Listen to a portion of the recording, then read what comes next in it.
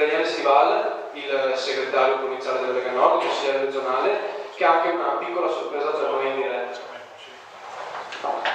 Ma è molto veloce perché abbiamo gli interlocutori che devono parlare della sostanza, per cui siamo qui tutti. L'auspicio è che questo primo giro di lavori che abbiamo fatto con i giovani padani possa poi continuare, non solo adesso ovviamente, ma la Lega ormai è abituata a questo, dopo le elezioni per chi sarà nelle varie istituzioni, siano locali o ai vari livelli. Ovviamente noi continueremo il percorso di formazione di corsi per far sì che si possa in modo concreto e positivo governare le nostre città, le nostre province, le nostre regioni e ovviamente lo Stato centrale. Io adesso passerei la parola per gli ulteriori saluti del gruppo Giovani e poi siccome Luca Zaia ha la duplice veste in questo momento sia di candidato governatore, ma giustamente in modo corretto vuole fino al 28 di marzo mantenere anche il lavoro di ministro. Tenete conto che questa settimana è stato a Mosca, a Berlino, a Verona e in giro per l'Italia e quindi ha difficoltà in questo momento a incrociare tutti gli impegni che si era preso, però vuole darvi un saluto e adesso lo contattiamo in modo che direttamente possa salutarvi e darvi comunque un passaggio di ciò che fa come suo lavoro ministeriale, per cui cedo ben volentieri la parola ai giovani padani. Grazie.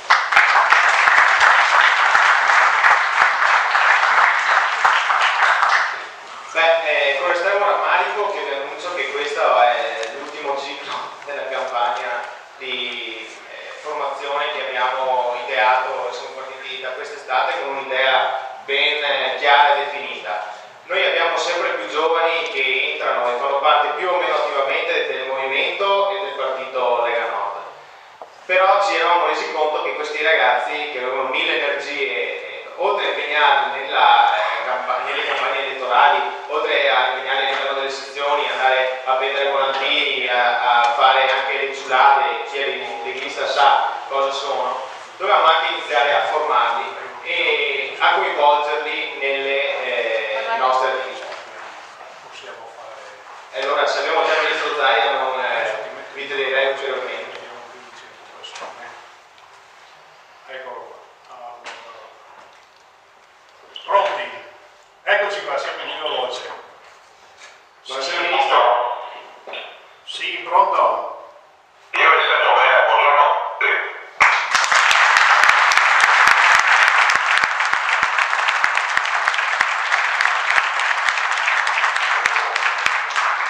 Questo è il saluto della tantissima gente che è venuta a Portogruaro e abbiamo quindi amici Fontana, Forcolini e Vallardi, come sai, e quindi la tua esperienza da ministro e da governatore in pectore ovviamente vogliamo sentire il tuo saluto.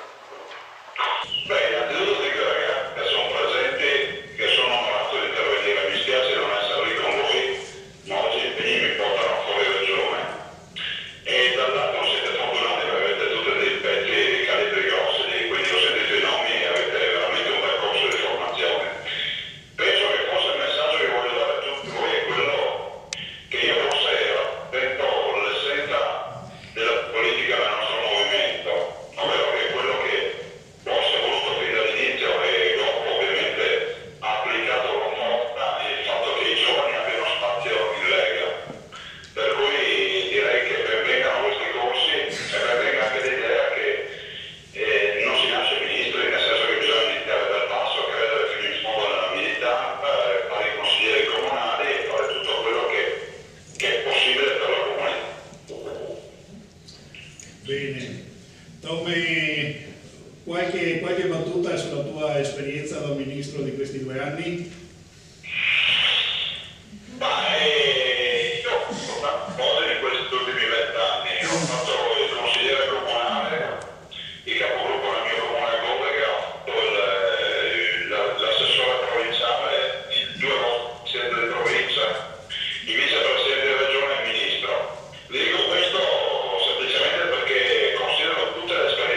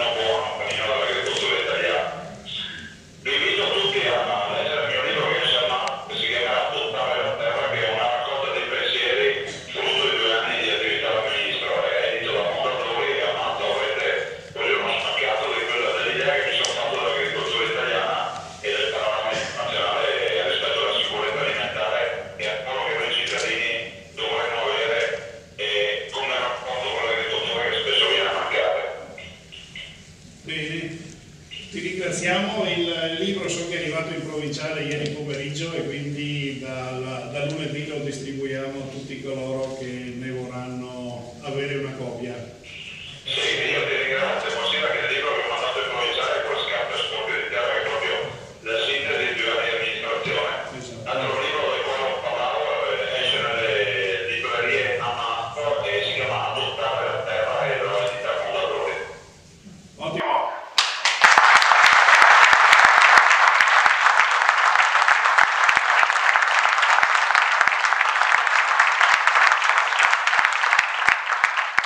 Grazie e buon lavoro. Grazie. Ciao Luca. Grazie anche per gli applausi, non me li merito tanti applausi, quindi buonasera a tutti. Ciao, grazie. Ciao, ciao. Ciao.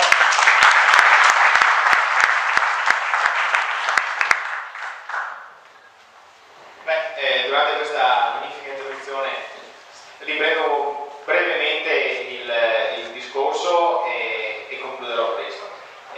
L'idea era appunto nata perché se vogliamo che la Lega realmente inizi a contare, deve togliersi, deve scrollarsi quello che Luca Zaia diceva l'anno scorso, nella campagna elettorale dell'anno scorso prepotentemente. Se è venuto qualcuno a vedere